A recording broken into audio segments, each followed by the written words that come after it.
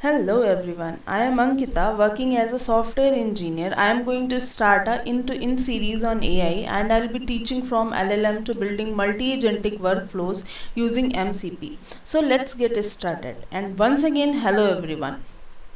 Nowadays on the internet, everyone is talking about AI agents, generative AI, agentic AI, LLM, MCP, and many more things, right? But if we actually try to build one that work in real time, we quickly realize that stitching it all together is a completely a different story. So as a software engineer, we wanted to figure it out exactly how to build these systems from the ground up. So on that series, first thing we are going to learn is that is LLM.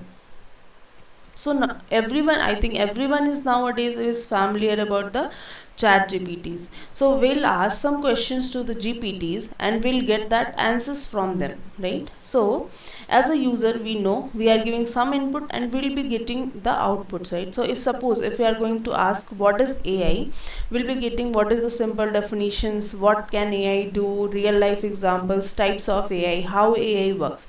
But if we just want to get the definition, then what we'll ask is what is the definition of AI. Then at that point of time we'll just get the standard definition, expanded definition, one line definition. But that every answer means or every sections that is surrounded by the definition itself will not get the other things. So now we learn how we can ask the questions to the GPTs. So as a user, we know we'll be asking some questions, we'll be giving some inputs and we'll get that response.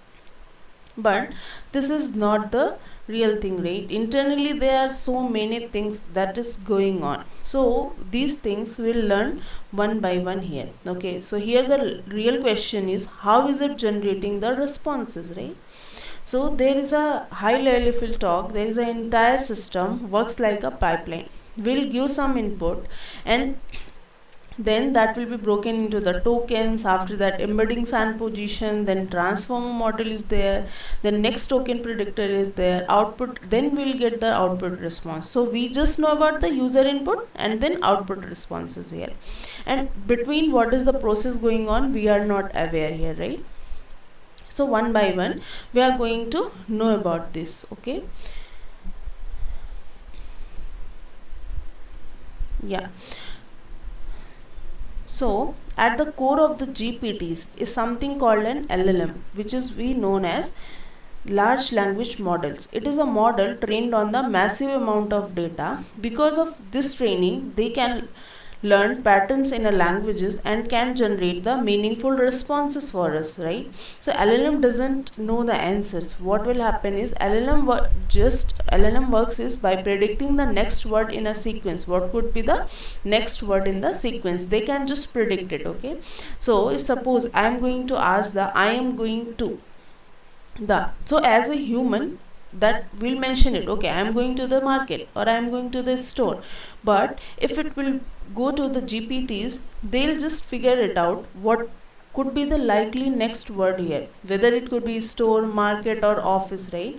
So which is the next word, they can according to the probabilities they'll figure it out. So model does the same thing but at a massive scale. It calculates probabilities for thousands of possible words and picks the most likely one. This is how response is getting generated. Now we'll get to the one step deeper here.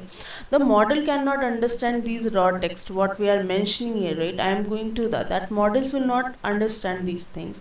Then we have to convert these input text into the smaller units which we called as a tokens, which are easier for the machine to process. And the process of converting this user input into the tokens, that is known as a tokenization. So if we'll ask what is the capital of India, then these are the tokens. What, then is, then the, then capital, then of, then India, and question mark is also a token. So we'll see there is a one website from where, let me just quickly open it. Yeah, so in this website if we'll mention some word, right, we'll get it in token. So there are so many models, GPT-4, GPT-3, and then mostly you'll use cloud array. So these, according to these models, these tokens will also differ. If we'll use for cloud A model, their token is only one. But if we'll go for the GPT-3, it divides this word into the two tokens, right? So it depends on model, which model we are going to use it. According to that, tokens will also vary. Now we'll check for the our question. What is the capital of India here? Yeah. So for GPT-3, there are 9 tokens, okay? It divided India into two parts. We'll see for the cloud A as well. It's look like there is something missing. Let me refresh this page. Then go for the cloud A. We'll paste our question. Okay, it's still same. Maybe it's not picking up, but last time when I checked, it mentioned it as a 8 tokens. Okay, so now the tokens are 9. Now let's get back to us to the same point. Yeah, so now why we need this tokenization? Because that models cannot understand our raw text directly. It needs some input in a structured format or machine readable format, right? So we need to divide our text into the tokens. Now we have something like, we are asking, this is tokenizing, okay? So three ways we can tokenize it, that is character level, word level, subword level. If character level, each character is a token here. If it is a word level, each word is a token. If it is a subword level, means we are going to divide our words into a token. So if you'll see here, this is a tokenizing. We are dividing this tokenizing into the two parts, right? So that's how tokenizing will work. We'll get some input, we'll convert into the tokens in smaller chunks, or we can say smaller unit will be converting it after that. Okay, now tokens is converted into the words, but our model needs number. It will not understand these texts. So once we'll have tokens, then each token is converted into a vector of numbers, and this process we called it as a embedding. So if you'll see here, for India we have vectors of number here. Okay, so India will be representing like this, and these numbers don't just store text, they capture relationship between the words with similar meaning have similar vectors. Embedding represents token and numerical form so that the model can process them. Okay, so that's what it is, right? So if we want to process that model, these things, then we have to convert into the numbers. Okay, so now these embeddings exist in a high dimensional spaces. Maybe there are hundred or thousands of dimension, but there is a problem. Okay, so tokens alone do not capture the order of the words in a sentence. If we'll see here, for example, dog bites man, this is the correct sentence. But if it will make it like man bites dog, this is not the correct way, or this is not the correct sentence. So that positional ordering or order of the words also matters here. So how does that model understand the order? So to handle this model uses the positional encoding. So positional encoding, what it will do is, it will add information about the order or position of the tokens in the sequence. Okay, now we have a token string like as the cat sat, then it will converted into the token IDs, and after that it will convert to the embedded vectors. And here we can see it, the same words or similar kind of word, they'll be storing in near, okay, or they'll be very close. Okay, so the same kind of words they'll have, or similar kind of word, or there is, if something relationship will be there, they'll be at the same point, or they'll be nearby. Okay, so that's what it mentioned here. Similar kind of words will be in one place, another similar kind of words in another place.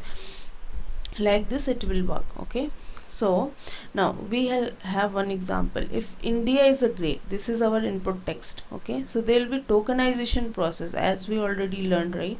So what it will do is, it will convert this sentence into the tokens, that is India is a great, and then it will go for the vocabulary mapping. So it means whatever tokens we will have, we'll give it that tokens will be converted to a unique number or ID using a predefined vocabulary. We'll already have some predefined vocabulary, and according to that, that tokens or words will be converting to the unique number or ID. And after that, we'll see here, right, for India 5231, for is 27, then grade 8912, right. So after that, embedding layer lookup will come. So each ID now it will convert it into the dense vector using an embedding matrix. And if we'll see here, for 5231 means for India we'll have this vector, for 27 means for is we'll have another vector. Like this it will be working here. Now after being trained on a large data, LLMs can, now we have some, we trained these models into the large data, right. So we can fine tune them for a specific domain. For example, a model can be fine tuned on legal data to build a legal chatbot. Once they are trained, the model works by responding to user prompts on that particular area. Suppose here we created for the legal chatbot, so they'll train on the legal things, and when we'll ask some legal field questions, we'll get the response. Okay. And now, so far what we learn is, we saw how input becomes number and how output is generated, but how does the model actually understand relationship between words? We'll see that in the next video. That is where transformers and self attentions come in picture.